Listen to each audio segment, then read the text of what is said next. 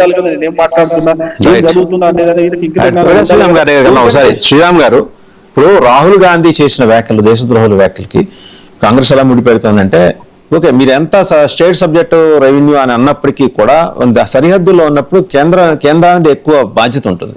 అది కాంగ్రెస్ అధికారంలో ఉన్నా, బీజేపీ అధికారంలో ఉన్నా, లేకపోతే వాళ్ళ కూటమిల అధికారంలో ఉన్నా దాని నుంచి వాళ్ళు తప్పించుకోలేరు కదా. Simply they cannot throw mud on Mamata Banerjee సర్కార్, అవునా కదా? అంటే అలాగే చెయ్యాలి అంటే కనుక అక్కడ గట్టిగా రాష్ట్రపతి పాలన పెట్టాల్సి వచ్చేది. రాష్ట్ర ప్రభుత్వ సహకారం అనేది ఖచ్చితంగా అవసరం. ఎందుకంటే మనం ఉన్న వ్యవస్థ అలాంటిది. మన కేంద్రం మొత్తానికి అధికారాలన్నీ చేతుల్లో తీసేసుకుని చేయలేదు కదా. అక్కడ కాపలా కావాలంటే కాపలా కాస్తారు, కానీ ఆ ల్యాండ్ స్టేట్ కి సంబంధించిన ల్యాండ్ ఇవ్వకుండా అక్కడ ఫెన్సింగ్ ఎలా వేస్తారు? కాబట్టి ఏంటంటే సరే, రాహుల్ గాంధీ గారు విమర్శించడం అనేది తప్పేం లేదు, నేను ఆయన తప్పు పట్టను, కానీ విమర్శించాలి. ఈ విమర్శల వల్లే కొంచెం స్పీడప్ వస్తుంది. కాకపోతే ఏంటంటే మన బీజేపీ మిత్రులు మాట్లాడినట్లు, ఇందాక కాంగ్రెస్ మాట్లాడినట్టే ఫ్లోలో మాట్లాడినట్టున్నారు. మమ్మల్ని విమర్శించేంత స్థాయికి ఎదిగిపోయిందా కాంగ్రెస్ అంటున్నారు. బీజేపీ గుర్తుపెట్టుకోవాల్సింది ఏంటంటే, వాళ్ళు పుట్టి వాళ్ళు పెరిగి వాళ్ళు యంగ్ స్టేజ్కి వచ్చి ఆల్మోస్ట్ ముసలాళ్ళు అయిపోయిన తర్వాత పుట్టిన పార్టీ భారతీయ జనతా పార్టీ. వల్ల విమర్శలు చేయండి, మీరు వాళ్ళ మీద వాళ్ళకి విమర్శలు చేయండి, కానీ మమ్మల్ని అనేది ఎదిగిపోయిందా అంటే కొంచెం అహంకారం లాగా కనిపిస్తుంది. ఆ స్థాయి వెళ్ళాల్సినంత అవసరం లేదనుకుంటా. మిగతాదంతా కూడా భారతీయ జనతా పార్టీ మిత్రులు మాట్లాడినంత కరెక్ట్. ఇప్పుడు వెస్ట్ బెంగాల్లో విషయానికి వస్తే అసలు అక్కడ లా అండ్ ఆర్డర్ ఉందంటే ఇలాంటి వాళ్ళని తరిమేస్తేనే వస్తుంది. ఎవరైతే ఇప్పుడు దాకా వేరే దేశం నుంచి వచ్చి ఇక్కడ ఆల్రెడీ ఎమ్మెల్యేలో పోటీ చేసి గెలుస్తున్నారో అలాంటి వాళ్ళని తల్లి తగిలేస్తేనే లా అండ్ ఆర్డర్ ఉన్నట్టు లెక్క. వాళ్ళు ఈ దేశంలోనే ఉంటే ఇంకా లా అండ్ ఆర్డర్ ఉన్నట్టు లెక్క కాదు. సరే, అక్కడ విమర్శించారు ఒక రోహింగ్యా అని కూడా బీజేపీ బయటికి పంపించలేదు అని విమర్శించారు. సరే ఓకే, ఇప్పుడు 2.5 సంవత్సరాల నుంచి కాంగ్రెస్ పార్టీ తెలంగాణలో ఉంది. ఎంతమంది రోహింగ్యాలు పంపించారు? మనకి పోలీసులు చెప్తున్న లెక్కలంతా రోహింగ్యాలు ఎంతమంది ఉన్నారని చెప్తున్నారు. మీరు ఎంతమందిని పంపించారు? ఇందాక మీరే మాట్లాడారు, అక్కడ ఏకంగా రోహింగ్యాల కోసం ఫుట్బాల్ క్లబ్ ఉందండి హైదరాబాద్ లో. ఫుట్బాల్ క్లబ్ ఉంది, ఫుట్బాల్ క్లబ్ ఉందని మీరే చెప్పారు. మరి ఫుట్బాల్ క్లబ్ రోహింగ్యాలకు ఉంటుంటే మరి 2.5 సంవత్సరాల నుంచి కాంగ్రెస్ ఏం చేస్తుంది? సరే, అంత ముందు సంగతి తర్వాత పడదండి. మన మిత్రుడు ఇప్పుడు ఉన్నాడు కాబట్టి 2.5 సంవత్సరాల నుంచి కాంగ్రెస్ పార్టీ ఏం చేసింది? మరి పక్కాళ్ళని విమర్శించేటప్పుడు మనం ఏం చేసాం? మనం ఇప్పుడు మన దేశ ద్రోహులమా కాదా అని మనం ఆలోచించుకోవాలిగా. రెండోది, ఇప్పుడు పోనీ సరే, ఇప్పుడు దాకా జరిగిందేదో జరిగింది, ఎస్ఐఆర్ జరుగుతోంది. ఎస్ఐఆర్ జరుగుతున్నప్పుడు ఆల్రెడీ ఇప్పటికే కొంతమందిని దాడులు చేస్తున్నారు, ఓటీటీలు అంటున్నారు. మీరు ఏమన్నా ఆపగలుగుతున్నారా? రేపు కనీసం ఎస్ఐఆర్ కి మీరు పూర్తి స్థాయిలో సహకరించి పోలీసుల్ని దగ్గర పెట్టి ఎవరి మీద దాడులు జరగకుండా చూస్తారా? ఆఫీసర్ల మీద దాడులు జరగకుండా చూస్తారా? అవన్నీ పక్కన పెట్టండి, ముందు అసలు కరెంటు బిల్లులు కట్టించగలుగుతారా? మనం ఏ స్థాయిలో ఉన్నాం, మనం ఏ స్థాయిలో విమర్శిస్తున్నాం అనేది కూడా కొంచెం చూసుకోవాలి కదా. మనం కరెంటు బిల్లులు కట్టించలేని మనం ఈ చాక్లెట్ల గురించి మాట్లాడితే అట్లా వేరే దేశానికి ఉంది. అక్కడ వెళ్ళింది దేనికి? సుహృద్భావ సంబంధాలు మెయింటైన్ చేయడానికి అని చెప్పి ఆ పేర్లు కలిసి వచ్చేలాగా ఆయన తెలివిగా చేశాడు.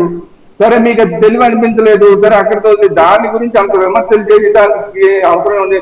ఆయన 30 రూపాయలు 300 రూపాయలు ఖర్చు పెట్టి 300 కోట్లు తీసుకొస్తే ఆ చాక్లెట్ల గురించి మనం అంత విమర్శ చేస్తే ఎవరేమనుకుంటారు?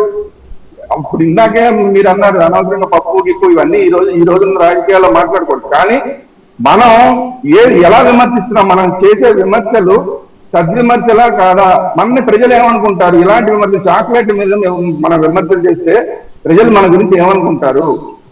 అది ఆలోచించి చేయాలి. ఎందుకంటే రాహుల్ గాంధీ ఇది వరకటి మీద ఇప్పుడు రాహుల్ గాంధీకి సంబంధం లేదు. చాలా మెచ్యూర్డ్ గా చేస్తున్నారు. ఈ మధ్యకాలంలో ఆయన చేస్తున్న రాజకీయాలు చాలా మెచ్యూర్డ్ గా ఉంటున్నాయి. కొంతవరకు కొన్ని విమర్శల పాలు అవ్వచ్చు, అది వేరే విషయం. ప్రతి పార్టీ తప్పులు చేస్తుంది. కానీ రాబోయే రోజుల్లో ప్రధానమంత్రి కూడా అవుదాము అని, ఎందుకంటే మొన్న రేవంత్ రెడ్డి గారు చెప్పారు, ఇప్పుడు ఒప్పుకున్నాడు నేను ప్రధానమంత్రి అవడానికి, రాహుల్ గాంధీ ఒప్పుకున్నాడు అని చెప్పి మొన్న రేవంత్ రెడ్డి గారు చెప్పారు. అంటే రాబోయే రోజుల్లో ఈ దేశానికి ప్రధానమంత్రి అవ్వాలనుకున్న వాళ్ళు ఎటువంటి విమర్శలు చేస్తే బాగుంటుంది? రేపొద్దున ఈయన ఏ దేశానికి వెళ్లకుండా కూర్చోగలుగుతారా? సపోజ్ ఈయన ప్రధానమంత్రి అయితే ఈయన ఏ దేశానికి వెళ్లకుండా ఇక్కడే కూర్చొని మాట్లాడుకుంటారా?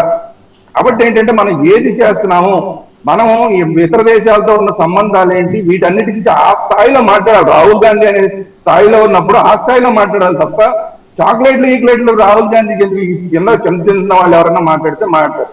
రాహుల్ గాంధీ చాక్లెట్ గురించి ఎందుకో ఆయన మాట్లాడాల్సిన స్థాయిలో ఆయన మాట్లాడితే కనుక ఆయన హుందాతనం పెరుగుతుంది. అందరికీ నమ్మకం కలుగుతుంది. రేపు పొద్దున ఈ ప్రభుత్వం పోయినా ఇంకో ప్రభుత్వాన్ని మనం తెచ్చుకోవాలంటే ఈయన సమర్థుడు. ఎందుకంటే ఈ భారతీయ జనతా పార్టీ 100% సక్సెస్ అయిందని మనం కూడా చెప్పలేం. రూపాయి వాల్యూ చాలా దారుణంగా పడిపోతుంది. దాన్ని అడ్డుకట్ట వేయలేకపోతున్నారు. ఆర్బీఐ కూడా ఇప్పుడు దాకా ముందుకు రావట్లేదు దాని మీద. దాన్ని ఎంత దాకా తీసుకెళ్తారు? 100 రూపాయలు దాటిపోయేదాకా తీసుకెళ్తారా? దాని మీద ఒక అడ్డుకట్ట అంటూ ఉండదా? దీని మీద ప్రజలు ఆలోచిస్తున్నారని అనుకుంటున్నారా మీరు? కాబట్టి ఏంటంటే ఇన్ఫ్లేషన్ పెరిగిపోతూ డాలర్ వాల్యూ అనేది పూర్తిగా తగ్గిపోతూ మన పరిస్థితి ఏంట్రా బాబు, పెట్రోల్ రేపు పొద్దున ఖర్చు పెట్టాలంటే మనం ఎంత ఖర్చు పెట్టాలి అన్న దానికి వచ్చేసి మనం బంగారాన్ని కూడా కొనద్దన్న స్టేజ్కి వచ్చిన తర్వాత కూడా ఆర్థిక వ్యవస్థ మీద మీరు పట్టు సాధించలేకపోతున్నారు. 12 ఏళ్ళు అయిపోయింది. ఎందుకని సాధించలేకపోతున్నారు? ఈ విమర్శలకు సమానం చెప్పాలి ఖచ్చితంగా. అది ఆర్థిక మంత్రి చెప్తారా, ఆర్బీఐ గవర్నర్ చెప్తారా, ప్రధానమంత్రి చెప్తారా? ఖచ్చితంగా చెప్పాలి. సో ఇలాంటి వాటి మీద రాహుల్ గాంధీ మాట్లాడితే బాగుంటుంది. అంతేగాని ఆర్ఎస్ఎస్ మీద ఏంటండి ఉరుమురు మంగళం మీద పెట్టినట్టు ఆర్ఎస్ఎస్ ఆయన మెల్లబెట్టి ఆయన వెళ్ళి చాక్లెట్ పంచడం ఏంటి? ఆర్ఎస్ఎస్ సంబంధం ఏంటి? సో ఏంటంటే ఆర్ఎస్ఎస్ మీద ఎప్పుడు చేయాలి విమర్శలు? ఆర్ఎస్ఎస్ మీద చేయాల్సిన సందర్భంలో చెయ్యండి.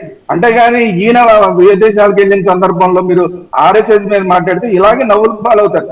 దయచేసి నేను రాహుల్ గాంధీని కోరుకునేది ఏంటంటే మీరు స్టాండర్డ్స్ మెయింటైన్ చేయండి. ఎందుకంటే ఆ స్థాయిలో ఉన్నారు మీరు. ఇప్పుడు రేపు పొద్దున ఆల్టర్నేట్ ప్రధానమంత్రి మీరే అని కొంతమంది అనుకునే స్థాయిలో మీరున్నారు. అది కాంగ్రెస్ వాళ్ళ లేకపోతే ఇంకెవరనేది. బంగ్లాదేశ్ విషయంలో కూడా ఇప్పుడు ఎన్ని మనం విమర్శలు చేసినా ఆ పార్టీ ఉంది ఎవరితో కలిసింది? ఇండి కూటమికి కలిసి ఉంది.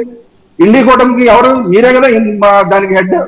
కాబట్టి ఏంటంటే మీతో కలిసి ఉన్న పార్టీ ఈ రోజు బెంగాల్లో ఆ విధంగా చేసి పరిపాలన ఎంత దారుణంగా చేసిందంటే దానికి మీరెందుకు బాధ్యత వహించట్లేదు? మరి కేంద్ర ప్రభుత్వాన్ని మనం విమర్శిద్దాం, కానీ మీరు ఇండి కూటమిలో ఉండి కరెక్ట్ గా కాదు, మీరు కరెక్ట్ గా పరిపాలిస్తుంది అని చెప్పి ఇన్ని సంవత్సరాలు మీరెందుకు చెప్పలేకపోయారు? వేరే దేశాల నుంచి వచ్చిన చరణ్ కౌశిక్ గారు మాట్లాడతారు. చరణ్ కౌశిక్ గారు రోహింగ్యాల సంగతి ప్రస్తావన చేశారు. మీకు హైదరాబాద్ లో జల్పల్లి, కిషన్ బాగ్, బాలాపూర్ ఈ 3 చోట్ల కూడా రోహింగ్యాలకి ఫుట్బాల్ క్లబ్స్ ఉన్నాయి. ఇప్పుడు కాదు, 2018 నుంచి ఉన్నాయి. మరి మీరు ఏం చేశారు? మీ గవర్నమెంట్ ఏం చేసింది? వాళ్ళు ఓపెన్ గా అక్కడ క్లబ్స్ పెట్టి వాళ్ళు ఈ టోర్నీలకు అటెండ్ అవుతారు. అండ్ మీరు కనుక గమనిస్తే ప్రతి ఆదివారం కానీ ఈ పెద్ద పెద్ద సంతలు, మార్కెట్లు ఉండే చోట ఆయమే రోహింగ్యా ప్లీజ్ డొనేట్ మీ అని చెప్పి ప్లకార్డులు పట్టుకొని రోడ్డు మీదకి వచ్చి నుంచుంటారు. మీ నోటీసులు ఎప్పుడు రాలేదా? మీ ప్రభుత్వం నోటీసులు, మీ పోలీసుల నోటీసులు ఎప్పుడు రాలేదా? భారతదేశానికి సంబంధించిన భద్రత వివరాలు కేంద్ర ప్రభుత్వం పట్ల ఉంటుంది. ఇక రాయలసీమ ఎంతమంది